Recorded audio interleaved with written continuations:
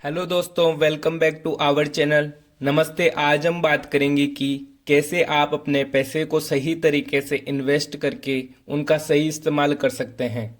सबसे पहले आपको पता होना चाहिए कि इन्वेस्टमेंट क्या है। इन्वेस्टमेंट का मतलब है अपने पैसे को किसी चीज में लगाकर उनका लाभ हासिल करना, लेकिन इसमें रिस्क भी होता है। अगर आप अपने पैसे को सही जगह पर इन्वेस्ट करते हैं तो आपको अच्छा रिटर्न मिल सकता है, लेकिन अगर आप अपने पैसे को गलत जगह पर इन्वेस्ट करते हैं तो आपको नुकसान भी हो सकता है। इसलिए आपको पता होना चाहिए कि इन्वेस्टमेंट में क्या क्या जगह होती है, जैसे कि stock market, mutual fund, gold, property. हर इन्वेस्टमेंट ऑप्शन के अपने फायदे नुकसान होते हैं, इसलिए आपको रिस्क एपेटाइट और फाइनेंशियल गोल के हिसाब से डिसाइड करना चाहिए कि आप किस जगह पर इन्वेस्ट करना चाहते हैं।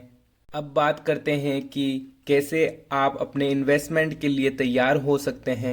सबसे पहले आपको अपना फाइनेंशियल गोल को क्लियर डिफाइन करना होगा। आपको पता होना चाहिए कि आपको किस चीज़ के लिए पैसे इन्वेस्ट करने हैं और कितने साल तक।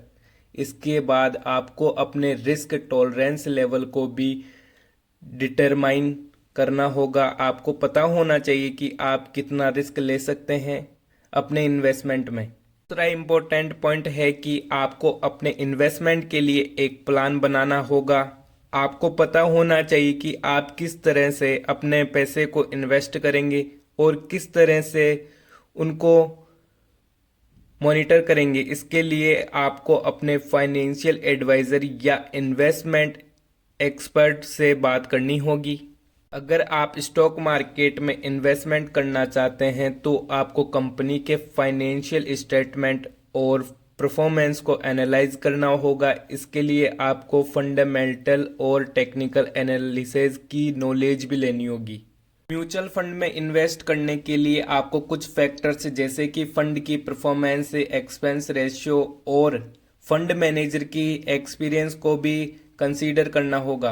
गोल्ड और प्रॉपर्टी में इन्वेस्ट करने के लिए आपको मार्केट ट्रेंड्स और डिमांड सप्लाई को भी एनालाइज करना होगा।